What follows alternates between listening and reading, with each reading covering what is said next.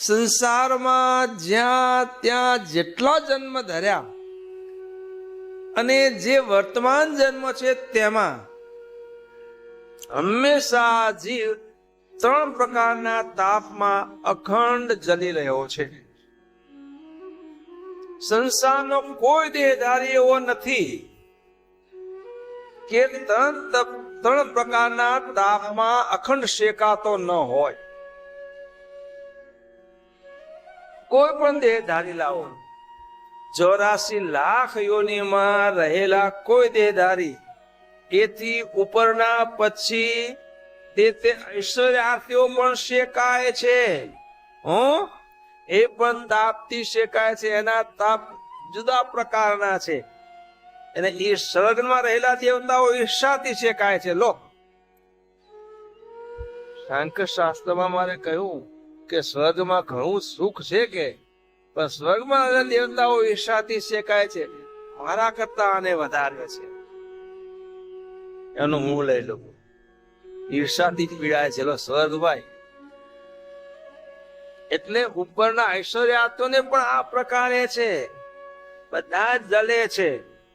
આ 3 પ્રકારના તાપમાં દેહધારી માત્ર અખંડ જલી રહ્યા છે. આધ્યાત્મિક તાપ, આદિ ભૌતિક તાપ અને આદિ દૈવિક તાપ. આધ્યાત્મિક કોને કહેવાય? આત્મની ઇતિ અધ્યાત્મ. સંસ્કૃતમાં અધ્યાત્મની વ્યાખ્યા વ્યુત્પત્તિ આત્મની ઇતિ અધ્યાત્મ. આત્મા સંબંધી જે કઈ હોય એને અધ્યાત્મ કહેવાય. હવે અધ્યાત્મ પછી 2 પ્રકાર થાય ઊંડા જઈએ એટલે. એક દેહ સંબંધી અને બીજા મન સંબંધી પીડા. જોજો, આ દેહમાં અનેક પ્રકારના કષ્ટ રોગો ભર્યા છે. ઉપરથી સારું સુંદર દેખાય છે, અંદર કેવું છે અને કેટલા રોગ ભર્યા છે અંદર. ચડતી જોવાની ખબર ન પડે. ચડતી જોવાની ખબર ન પડે કે કેટલા રોગ ભર્યા છે. બાકી આ દેહ તો રોગનું મ્યુઝિયમ છે. ઉતરતી જોવાની ખબર પડે. ચડતી જોવાની અને ઉતરતી જોવાની ખબર પડી ને. હવે આપણે ઉતરતી જોવાનીમાં આવી ગયા. ઘરડા ન કહેવાય. ઘરડા કઈ ખોટું લાગે એને. કોઈને ઘરડા કહીએ તો ખોટું લાગે. ઉતરતી જોવાનીમાં છો. શું જો? જોવાની શબ્દ આવે એટલે હેપી રહે. ચડતી જોવાનીમાં ખબર ન પડે કેટલા રોગ ભર્યા છે, પણ ઉતરતી જોવાની ખબર પડે. જેમ જેમ આ ઉપચે પામતો હોય ને ત્યાં સુધી દેહ કહેવાય, સૂક્ષ્મતામાં જઈએ એટલે. પછી જેમ જેમ ઘટતું જાય ને એમ શરીર કહેવાય. દી ઉપચય પામે એને દેહ કહેવાય. નાનું બાળક ધીરે મોટું વૃદ્ધિ પામતું જાય શરીર બધી રીતે. પછી ફૂલ ત્યાં ઉતરતી જોવાની બધું ઘટતું જાય ધીરે ધીરે. શરીર ક્ષીણ થતું જાય, દેહ વૃદ્ધિ પામતો જાય. એટલે જાણે ઉતરતી જોવાની શરૂ થાય પછી ખબર પડે કે કેટલા રોગ ભર્યા છે. એક આવ્યો હોય ઢીચણમાં વાય અને બેસવા પ્રયત્ન કરીએ, ગરમ દવાઓ લઈએ તો બીજી આડઅસર કેટલી થાય. એસિડિટી થાય ને કા ને તે ને કેટલું થાય. પછી એક બેસા 99 પોઠિયા ઊભા થાય. એવા દુઃખ કોઈ દરેક દેહધારીના દેહમાં દુઃખ છે. હવે દેહના દુઃખ કરતા મનના દુઃખ તો એથી પણ આગળ છે. બહુ કઠિન છે ભોગવવા, વેઠવા. દેહની પીડા તો થોડી આત્મનિષ્ઠાથી ગ્રહણ કરી લેવાય, પણ મનના ઉપરતા વેગ છે ને એ તો બહુ કંટ્રોલમાં રાખવા કાઠા છે. મનની પીડા, જે મન સંકલ્પ કરે એ પ્રાપ્ત કરી શકતું નથી.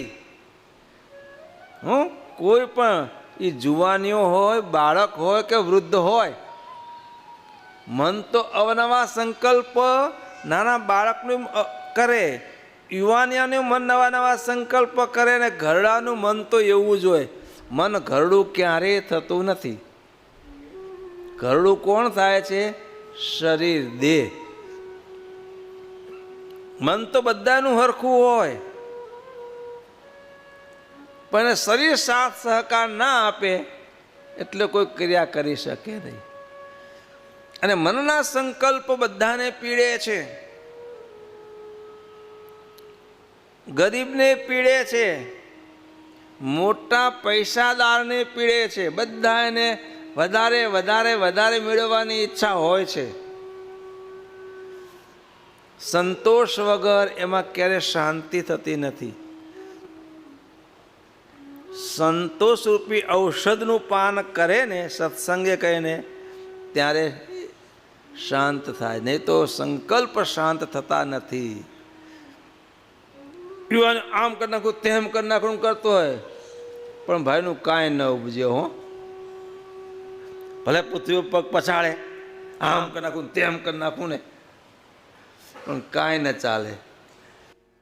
આ ફોજદાર વાત કરે છે ને વિજ્ઞાન સાહેબ, પેલા ફોજદાર જમાદાર અબે તબે કરતા હોય બધાને, ઘરે આવે, હા સમય આવ્યા, બાર ગોળો ચાલુ. તમામ ગોળો કોને કરે? રસોડામાંથી અવાજ મેં કર્યો છે.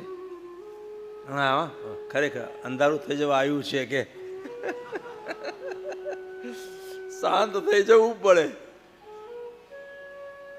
કોઈ પણ પ્રકારે દેહ કરતા મનના કષ્ટ ઘણા છે, દરેકને અનુભવાય છે.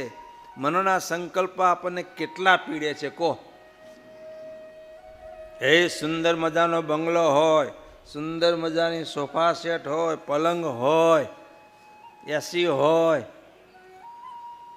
સુવાસ મૂકી હોય, તોય ઊંઘ ના આવે. મનના વેગ ઉત્પન્ન હોય ને એને ચાલતા હોય તો આટલી સુવિધા હોય તો પણ ઊંઘ આવે નહીં.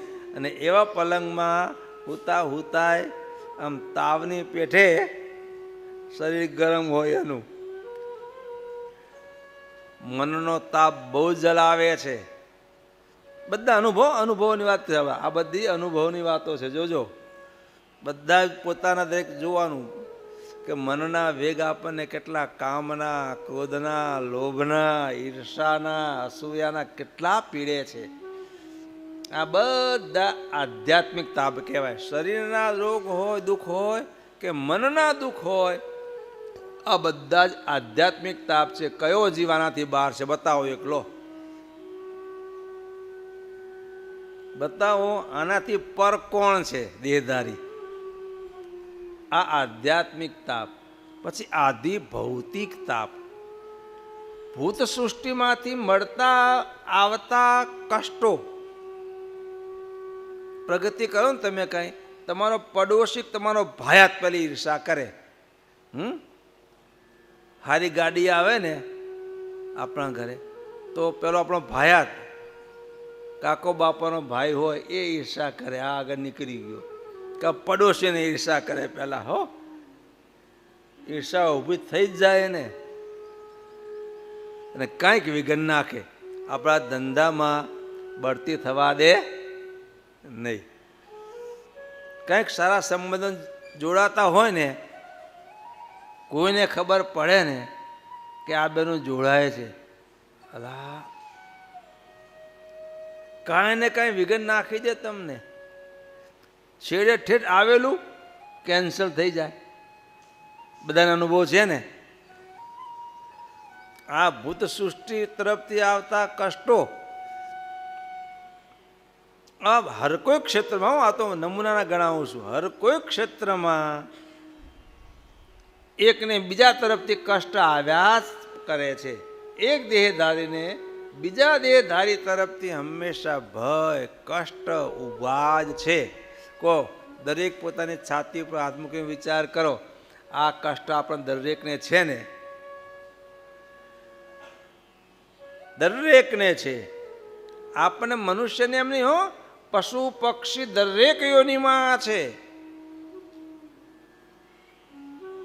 84 લાખ પ્રકારની યોની છે, દરેક યોનીમાં આ છે. બીજા દેહધારી તરફથી પોતે દેહધારીને કષ્ટ તાપ અખંડ જલાવે છે. ભાઈ ત્રીજા છે આધિ દૈવિક કોપ. સુંદર મજાની આ શેરડી 1 વર્ષ સુધી મહેનત કરીને પકવી છે.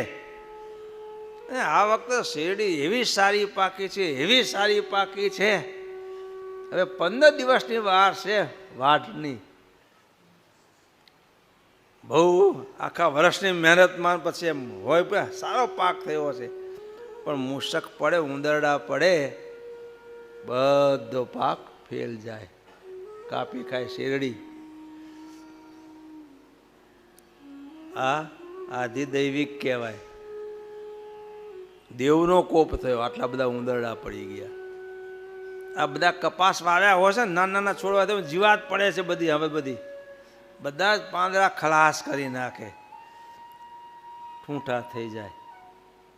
કેટલી બધી ઈયળો ક્યાંથી આવી, એકી હાથે આખા ગામના ગામ સાફ થઈ જાય, મોલ બધો. એ જીરું સારું પાક્યું છે, 16 વર્ષ છે આ વખતે તો કે જીરામાં. અને સવારે વહેલું જીરું લેવાય એટલે મજૂર પણ કરી આવે, કાલે આપણે જીરું લેવાનું છે. આજે મજૂર કરી આવ્યા હોઈએ અને રાત્રિએ 12 વાગે માવઠું થાય,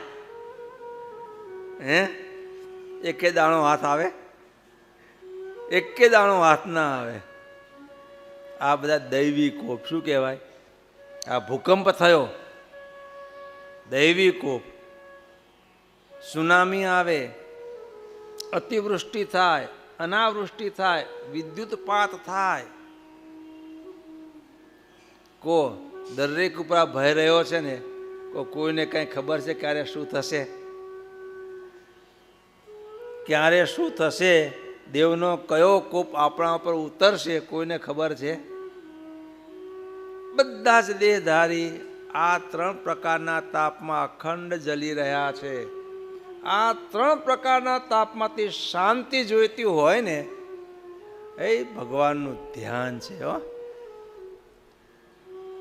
ધ્યાનમાં જેટલા આગળ ચાલીએ ને, આ 3 પ્રકારના તાપનું શમન થશે. દેહમાં રોગાદિક આપદા તો આવવાની જ, પણ એનાથી તો પણ ધ્યાન માર્ગમાં આપણે હશું ને, તો એ આપદા આપણને એટલી નડી શકશે નહીં. માનસિક જે આ ચિંતા બીજા ભૂતપાણીની કે દૈવી કોપની, ભગવાનનો આશરો પાકો, આમની મરજી વગર કાંઈ થતું નથી.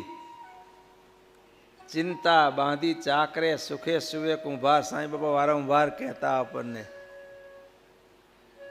આમની મરજી વગર કાંઈ થતું નથી. બસ એમની મરજીમાં ચાલીએ, શાંતિ વર્તશે. એટલે આ બધી વસ્તુની સિદ્ધતા ધ્યાને કરીને થાય, જ્ઞાને કરીને થાય. જ્ઞાન અને ધ્યાન આ 2 એવી ઔષધિ છે, ગમે તેવો રોગી હોય એના રોગને મટાડે એવી ઔષધિ છે, જ્ઞાન અને ધ્યાન.